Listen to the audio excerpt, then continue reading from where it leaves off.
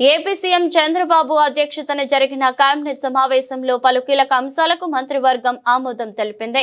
ఈ విషయమై మంత్రి పార్థసారథి మీడియా సమావేశంలో మాట్లాడుతూ జలహారతి కార్పొరేషన్ ఏర్పాటు చేసేందుకు మంత్రివర్గం ఆమోదం తెలిపిందన్నారు. జలహారతి కార్పొరేషన్ ద్వారా పోలవరం బనకచర్ల అనుసంధాన ప్రాజెక్టు రూపకల్పన చేస్తామన్నారు. ప్రెస్టీజియస్ ప్రాజెక్ట్ ఈ రాష్ట్రంలో అన్ని ప్రాంతాలు సర్వతోముఖాభివృద్ధి చెందటానికి ముఖ్యమంత్రి గారు పడుతున్న తాపత్రయం కానివ్వండి, లేకపోతే ఆయన చేస్తున్న ఆలోచనలు కానివ్వండి, పోలవరం బనకచర్ల లింక్ ఉందో ఆ ప్రాజెక్టు నిర్మాణం కానివ్వండి, సర్వే కానివ్వండి, ఇవన్నీ చేయటానికి ఒక కంపెనీని ఏర్పాటు చేయాలని చెప్పేసి జలహారతి కార్పొరేషన్ పేరుతో స్పెషల్ పర్పస్ వెహికల్ ఏర్పాటు చేసేందుకు ఒక ప్రతిపాదన కేబినెట్ దగ్గరికి వచ్చింది. దాన్ని ఆమోదించుకోవడం జరిగిందని చెప్పేసి మనం చేస్తాం. ఈ ప్రాజెక్టు ఎవరు ఊహించిన విధంగా మరి రాష్ట్రంలో ఉన్న జలవనరులన్నింటినీ వినియోగించుకుని అన్ని ప్రాంతాలు కూడా అభివృద్ధి చెందాలనే లక్ష్యంతో ప్రత్యేకంగా రాయలసీమ ఇప్పుడు దాకా ఏదైతే మనం కరువు సీమగా మనం అనుకుంటూ ఉండేవాళ్ళమో దీన్ని రత్నాల సీమగా మార్చాలనే లక్ష్యంతో అక్కడ కూడా పుష్కలంగా నీళ్లు లభించాలనే లక్ష్యంతో ఈ ప్రాజెక్ట్ ని ముఖ్యమంత్రి గారు చాలా సీరియస్ గా తీసుకున్నారని చెప్పేసి తీసుకుంటమే కాకుండా ఈ 4 సంవత్సరాల్లో కూడా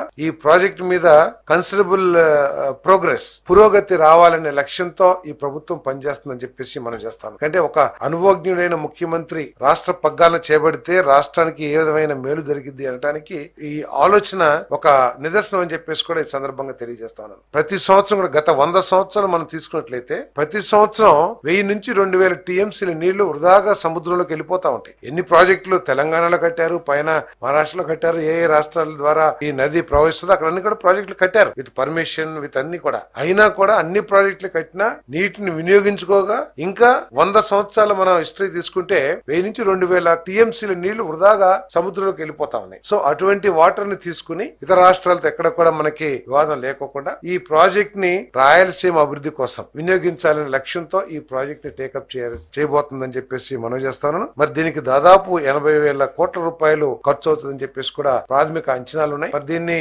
ముఖ్యమంత్రి గారు తర్వాత డిప్యూటీ చీఫ్ మినిస్టర్ గారు తమ పరపతిని కేంద్ర ప్రభుత్వంలో, ఎందుకంటే ఎన్డీఏ కూడా మన భాగస్వామి కాబట్టి ప్రధానమంత్రి గారిని అదేవిధంగా కేంద్ర ఆర్థిక మంత్రి గారిని ఒప్పించి ఈ ప్రాజెక్ట్ ని కేంద్ర సహకారం లేకపోతే ప్రైవేట్ భాగస్వామ్యం రాష్ట్ర ప్రభుత్వం ఏ విధంగా చేయాలనే ఆలోచనతో ఈ కంపెనీని స్థాపించడమే కాకుండా ఈ 4 సంవత్సరాల్లో దీని మీద పురోగతి సాధించాలనేది ముఖ్యమంత్రి గారి లక్ష్యం అని చెప్పేసి కూడా ఈ సందర్భంగా నేను తెలియజేస్తా ఉన్నాను.